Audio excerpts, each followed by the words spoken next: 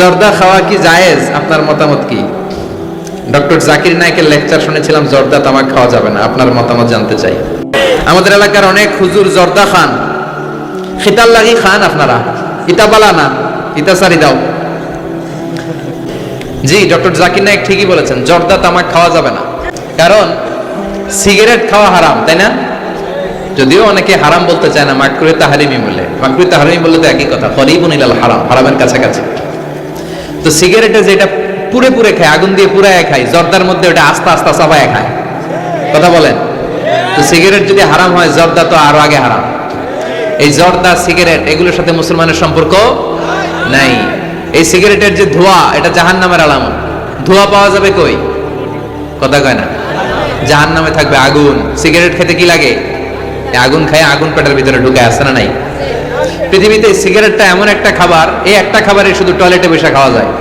Cigarette ছাড়া কোনো জিনিস কেউ কোনোদিন টয়লেটে বসে খায় না, শুধু সিগারেটই খায়। আবার সিগারেট হয় টোবাকো প্ল্যান্টস থেকে, মানে তামাক পাতা থেকে। তামাক গাছ আসেনি এখানে? তামাক গাছ যেখানে চাষ করে ওইখানে কোনো বেড়া দেওয়া লাগে না, ওটা ছাগলও খায় না।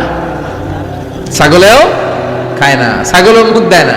তো যেটা ছাগলে খায় না, ওটা আশরাফুল মাখলুকাত খেতে পারে? কথা বলেন। আচ্ছা, পৃথিবীর এইটাই একমাত্র পণ্য যে পণ্যের গায়ে এই পণ্যের বদনাম আর দুর্নাম লেখা থাকে। এটার গায়ে লেখা থাকে স্মোকিং কজেস ক্যান্সার, ধূমপান কর্কট রোগের কারণ, ধূমপান করলে ক্যান্সার রোগ হয়। আছে না নাই? আচ্ছা, কোন চকলেটের গায়ে যদি লেখা থাকে এই চকলেট খাওয়া মাত্রই ডায়রিয়া হয়, খাইবেন? কবু তোরটা তুই খা, তোর ডায়রিয়া হোক। কথা বলেন। কেউ খাবো না, কারণ এইটার বদনাম লেখা এটার গায়ে, খামু কেন? কিন্তু সিগারেটের মধ্যে বদনাম লেখা থাকা সত্ত্বেও মানুষ ধোয়া করে খায়, আর জর্দার মধ্যে এটা আস্তা খায়। এই জন্য সিগারেটও খাওয়া যাবে না, জর্দাও খাওয়া যাবে। কোন আলিম যদি খান, এটা ঠিক না। ওই ভাইকে বলবো আপনি ছেড়ে দেন, আস্তে আস্তে অভ্যাস করেন, পারবেন। একবারে ছাড়া যায় না। কথা বলেন।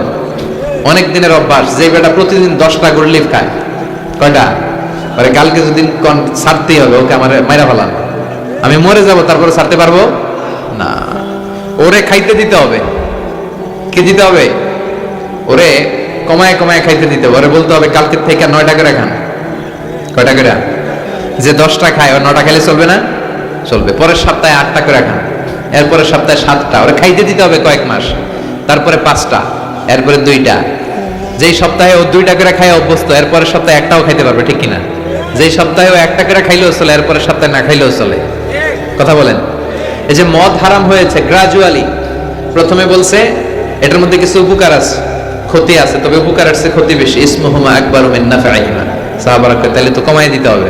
সাহাবারা মদ খাইতো, ওমরে ফারুক মদ খেতেন, মদ খাওয়ার রাজা ছিলেন উনি।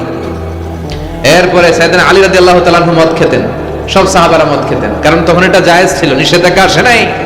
যখন বলা হলো ক্ষতি আছে বেশি, খাওয়া কমাই দিলেন। এরপর একটা সাইয়েদনা আলী রাদিয়াল্লাহু তাআলা আনহু মদ খায় নামাজে দাঁড়াইছে, আর এরকম মাতলামি করতেছে, আর করতেছে আ'বুদু মা তা'বুদুন। লা আ'বুদু মা তা'বুদুনের জায়গায় মাতলামের জন্য কি পড়ে?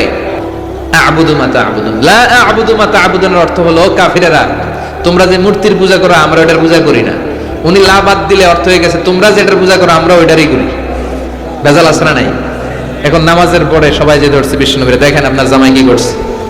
তখন আয়াত নাজিল হলো লা তাকরাবুস সালাতা ওয়া আনতুম সুকারা।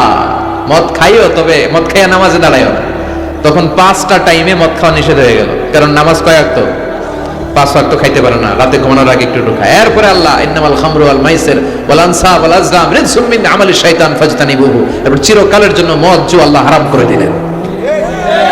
আল্লাহ একবারে হারাম করলে ভয়ঙ্কর অবস্থা হতো, আল্লাহ ধীরে ধীরে হারাম করলেন। তো যারা এই জর্দা সিগারেট খান, তারা আস্তে আস্তে কমাবেন।